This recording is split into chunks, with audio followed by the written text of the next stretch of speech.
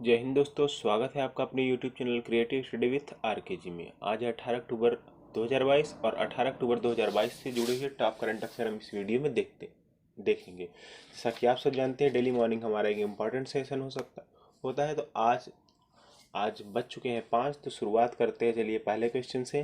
हमारा पहला प्रश्न है, 14 से 18 अक्टूबर 2022 तक होने वाले 18वें HACGAM बैठक की मेजबानी कौन सा देश कर रहा है? आपके ऑप्शन है जापान, ऑस्ट्रेलिया, भारत, मलेशिया। सही ऑप्शन है भारत, यानी कि सी ऑप्शन सही है। बात करें HACGAM की, तो इसका पूरा नाम होगा heads of Asian coast guard agencies meeting.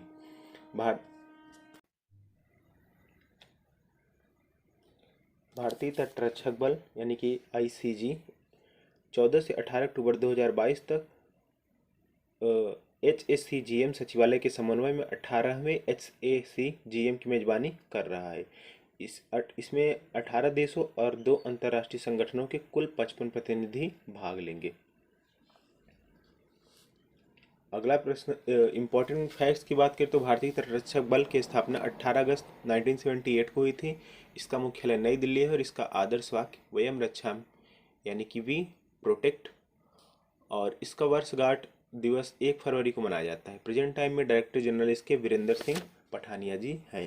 Next question हम देखने से पहले ये चित्र देख लेते हैं, जो कि हाई लेवल मीटिंग हो रही है 14 से 18 अक्टूबर 2022 को। इस समय नई दिल्ली में हो रही है।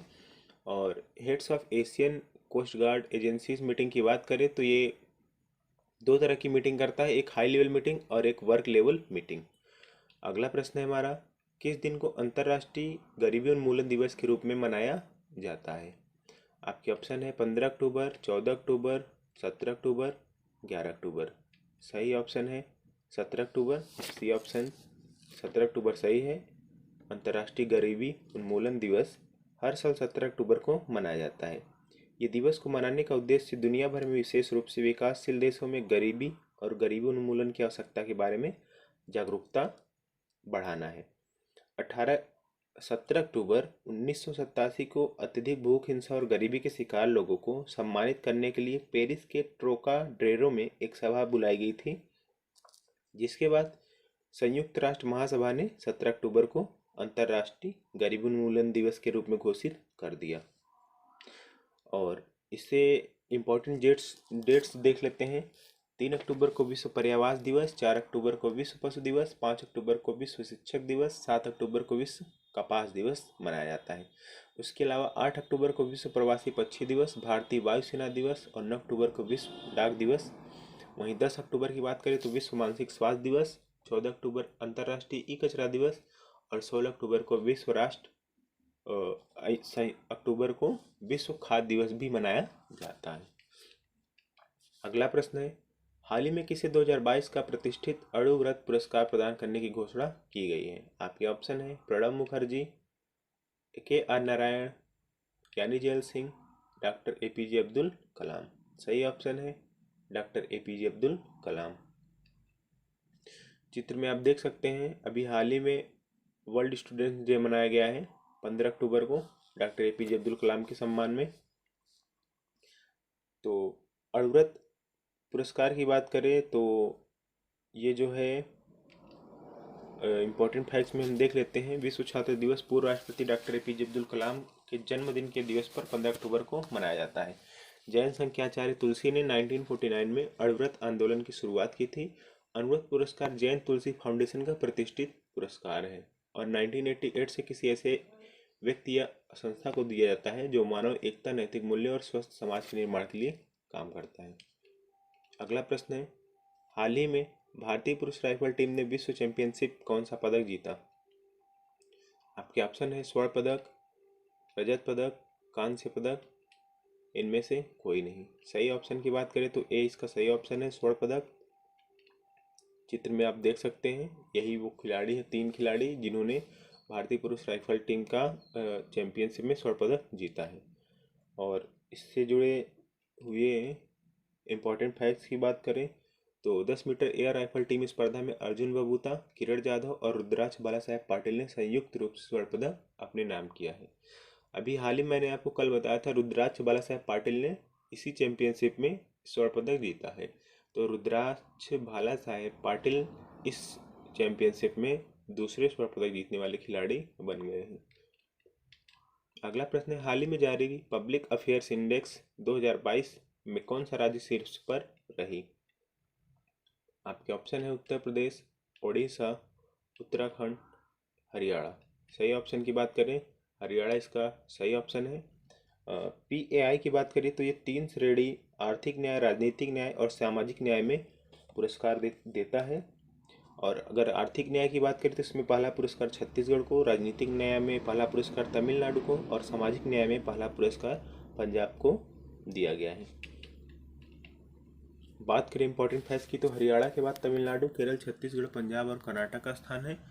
PAI का 7वां संस्करण भारत में राज्यों में शासन पर बेंगलुरु स्थित पब्लिक अफेयर सेंटर द्वारा जारी किया गया है। और बात करें अगर हम हरियाणा की तो इसकी राजधानी चंडीगढ़, इसके गवर्नर बंडारू दत्तात्रेय हैं और चीफ मिनिस्टर मनोहर लाल खट्टर जी हैं। अगला प्रश्न है, हाल ही में रेल मंत्री अश्विनी वैष्णव ने भारत के पहले एल्युमिनियम फ्रेट रेक का उद्घाटन कहाँ किया? आपके ऑप्शन है लखनऊ, नई दिल्ली, भोपाल, भुवनेश्वर। सही ऑप्शन है डी, भुवनेश्वर इसका सही ऑप्शन है। और 16 अक्टूबर को भुवनेश्वर रेलवे स्टेशन पर एल्युमिनियम फ्रेट रेक का उद्घाटन किया गया और ये ट्रेन बिलासपुर तक जाएगी। यह रेक मेक इन इंडिया कार्यक्रम के लिए एक समर्पित प्रयास है। यह पूरी तरह से RDSO, हिंडाल्को और वेस्को वैगन्स के सहयोग से स्वदेशी रूप से डिजाइन और विकसित किया गया है। अगला प्रश्न है, भारत अंतर्राष्ट्रीय आपराधिक पुलिस संगठन इंटरपोल की 90वीं महासभा की मेजबानी करेगा। इसका आयोजन कहाँ किया जाएगा? आपके ऑप्शन है नई दिल्ली, लखनऊ, मुंबई, जयपुर। सही ऑप्शन है नई दिल्ली इसका सही ऑप्शन है। भारतीय अंतर्राष्ट्रीय आपराधिक पुलिस संगठन ने इंटरपोल की 90वीं महासभा की मेजबानी करेगा। यह महासभा 18 से 21 अक्टूबर तक दिल्ली में आयोजित की जाएगी। महासभा इंटरपोल का सर्वोच्च शासी निकाय है जिसमें 195 सदस्य देशों के प्रतिनिधि सम्मिलित हैं। इसकी बैठक वर्ष में एक बार जरूर होती है। और 1949 से शामिल होने वाले भारत जो है इस संगठन का सबसे पुराना सदस्य है, सबसे पुराने सदस्यों में से एक है। और बात करें इंटरपोल की तो the international criminal police organization commonly known as Interpol, यानी कि अंतर्राष्ट्रीय आपराधिक पुलिस संगठन जिसे आमतौर पर इंटरपोल के नाम से जाना जाता है। इसका हेडक्वार्टर लियोन फ्रांस में है, लियोन फ्रांस। और इसके प्रेसिडेंट है अहमद नसीर अल रईसी और इसकी स्थापना 7 सितंबर 1923 को वियना ऑस्ट्रिया में हुआ था। अगला प्रश्न है, हाल ही में किस भारतीय शहर को वर्ल्ड ग्रीन सिटी 2022 का पुरस्कार दिया गया है? आपके ऑप्शन है शिमला, गांधीनगर, रायपुर, हैदराबाद। सही ऑप्शन है हैदराबाद।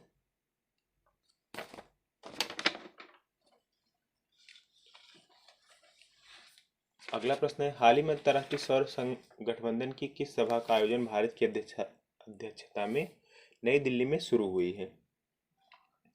पिछले प्रश्न में बात करें दोस्तों तो वर्ल्ड ग्रीन सिटी 2022 का पुरस्कार हैदराबाद को दिया गया है। और हैदराबाद को यह पुरस्कार 14 अक्टूबर को दक्षिण कोरिया के जेजू में international association of horticulture producer 2022 में मिला है। हैदराबाद एकमात्र भारतीय शहर है जिसे इसमें चुना गया है। हैदराबाद को तेलंगाना राज्य के ग्रीन गारलैंड पहल तेलंगाना को हरिथा हरम के लिए यह पुरस्कार दिया गया है। कु हरिथा आराम क्या है? यह कार्यक्रम एक बड़े पैमाने पर वृक्षारोपण के लिए किया गया था। राज्य ने यह कार्यक्रम 2015 से 2016 में शुरू किया था। तो हाँ, अगला प्रश्न चलते हैं।